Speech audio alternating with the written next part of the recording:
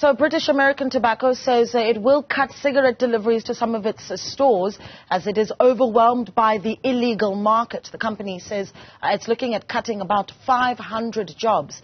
The area head of corporate and regulatory affairs for British American Tobacco, Sub-Saharan Africa, Johnny Moloto, says BAT SA's decision to stop direct deliveries to lower volume retailers is an unfortunate consequence of the increasing illicit trade in tobacco products, which has continued since the COVID-19 tobacco ban. But we're going to unpack this discussion now. For that, we bring in Moloto as well as Sinenhlanhla Mnguni, who is chairperson of the Fair Trade Independent Tobacco Association. Gentlemen, a good morning to you. Thank you so much for joining us. I think, Mr. Moloto, I'll let you have the first bite here to just paint a picture of just how serious the situation is and then how you decide where it is that you're going to be cutting your deliveries and sales. Yes, thank you very much, Naledi. As we stated in our statement, that illicit now stands at around 70%, and this has been an ongoing trend, upwards in terms of the growth of the illicit market. And this was turned on its head around the 2020 sales ban, which for 5 months didn't allow us to trade, and entrenched in the illicit players in the market who were able to, improve their supply chain and distribution networks. And since then, the market has never recovered. It's been a one-way traffic all the way up, with the illicit with the legal industry further shrinking. That simply means that the legal industry struggles to compete with low prices, some selling as low as R5.70, which is low, very low in comparison to what the minimum collectible tax of R25.04 is.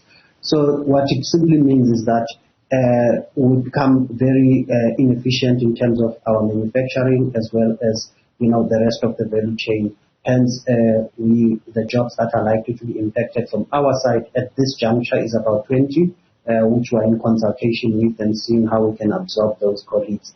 But then further down, in terms of the downstream activities, our supply chain, third-party supply logistics providers as well as security will also be impacted as we consolidate our efforts to try and make sure that we remain sustainable and competitive as a business. But having said that, for us, this is basically to communicate the message that there are consequences to inaction, and those consequences, unfortunately, is a heavy price for us and our employees to pay for lack of inaction by the authorities to enforce. And this is starting to spill over even to our third-party suppliers. So this is the current status that we are sitting with today. Yeah, there's so much to unpack there, but I want to bring in Sinenhlanhla as well. He's, of course, the chairperson of FITA. Sinenhlanhla, your response to just those numbers, I think 70% of the market at this point, up to the tobacco market, now being essentially illicit trade. Do you agree with those numbers? Look, I'm very skeptical to rely on studies which are commissioned by role players within the tobacco industry. Evidence historically shows us that we cannot rely on the industry and its role players in as far as an analysis on the illicit trade, because often they tend to overinflate the numbers and figures in order to suit their particular narrative. However, I'm not disputing that we do have an illicit trade problem in South Africa.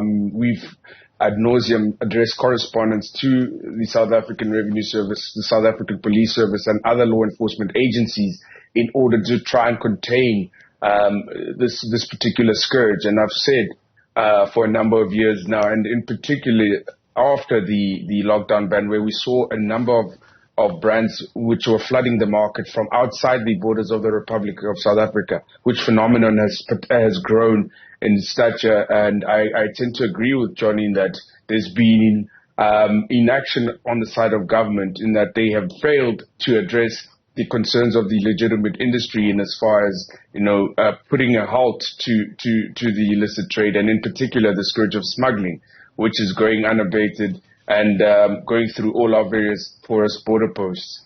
Yeah, Sinenhlanhla, let me stay with you a little bit, because you've obviously said that you're skeptical of the numbers that you're hearing from BAT SA.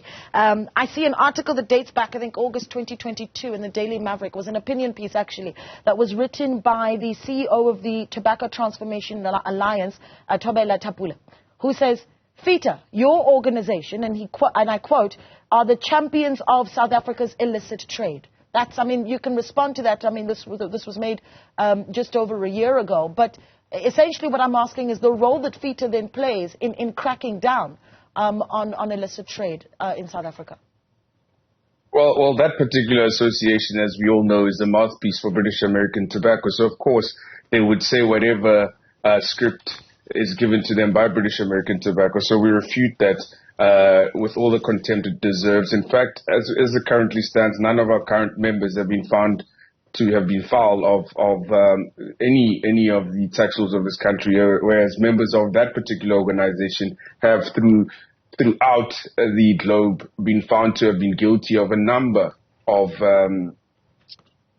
compliance breaches in as far as the illicit trade, and they paid fines to the tune of billions of dollars. So I think he says that without any foundation, and again, it goes back to the nature and the form in which these guys continue to make allegations without any substance. So I wouldn't really place too much credence on that particular statement by that organization. It is an organization, like I alluded to earlier on, which represents the interests of a particular role player in the industry. And of course, again, I wish to caution the media and the population at large in as far as their evaluation of the activities in the tobacco industry, and not to see it through the lens of one particular manufacturer, but to see it holistically, because there's not only one manufacturer in the Republic of South Africa.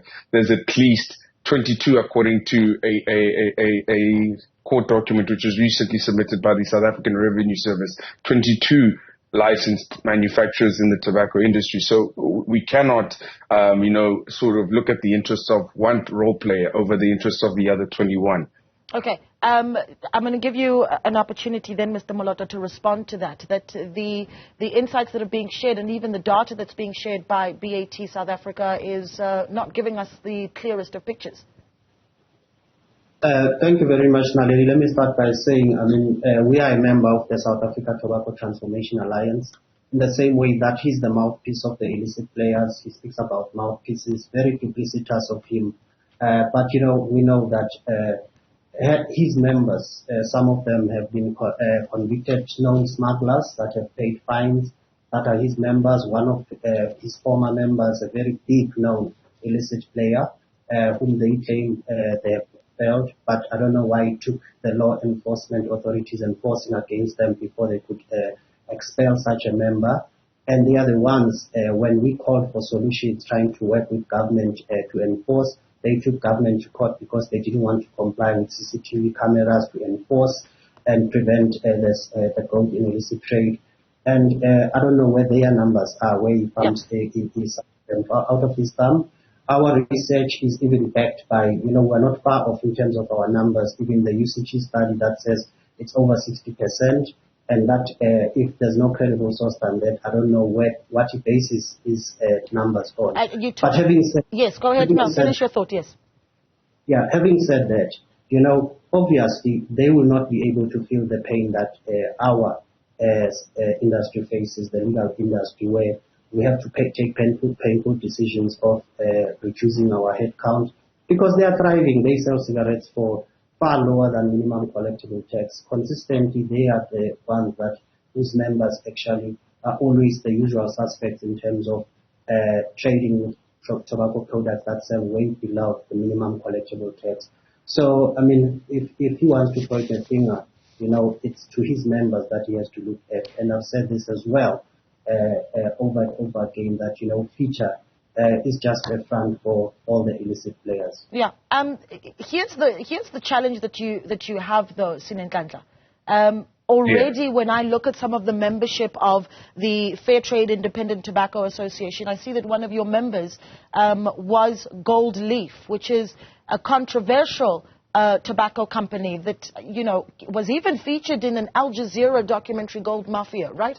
I mean, at that point when these rumors are circulating about Gold Mafia, Gold Leaf, and its relationship with high-ranking politicians in Zim, was that a concern for you around their regulation and how they make their way into the country when there were allegations swirling as well of money laundering allegations?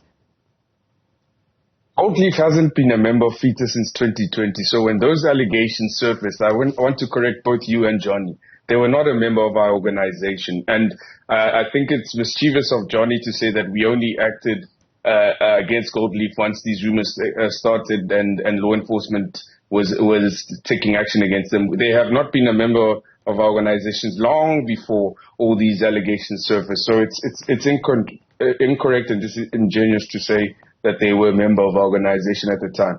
We are, of course, concerned by those allegations, given that there's allegations of smuggling against that particular manufacturer, which, of course, haven't been proven. But, of course, smuggling has been one of the issues that we've raised as a serious concern as a fair trade independent association, because we're seeing large volumes of cigarettes which are entering the country, which the government doesn't seem to have a solution for. So, of course, that is the allegations are concerned, but it's only in as far as they affect our members and not because of any affiliation to any role player. Okay, Johnny, I'm going to let you have the final bite here. What do you want to see happen? Essentially, when we're talking about losing 500 jobs, it's people's lives that are massively impacted there. What do you want to see, particularly by law enforcement? Let's wrap it there. Yeah. By law enforcement, we want to see players like FETA brought to book, make sure that they are compliant with the law. We need to ensure that audits are conducted. We wish to see Treasury invest more money into SARS to make sure that they tighten enforcement and prevent incidences where companies flagrantly take the revenue authorities to court when they try to enforce against illicit. If we are all saying that we want a level playing field and we want to see a trend change in illicit trade, then we ought to be supporting the revenue authorities, not dragging them to court and preventing them from doing their work. All right, let's leave it there. Thank you so much for speaking to us, gentlemen, and we'll be keeping the conversations between the two of you, obviously, a close eye on those. Thank you so much for speaking to us. Johnny Moloto, Area Head of Corporate and Regulatory Affairs for British American Tobacco Sub-Saharan Africa, as well as Sinenhlanhla Mnguni, who's the chairperson for FETA.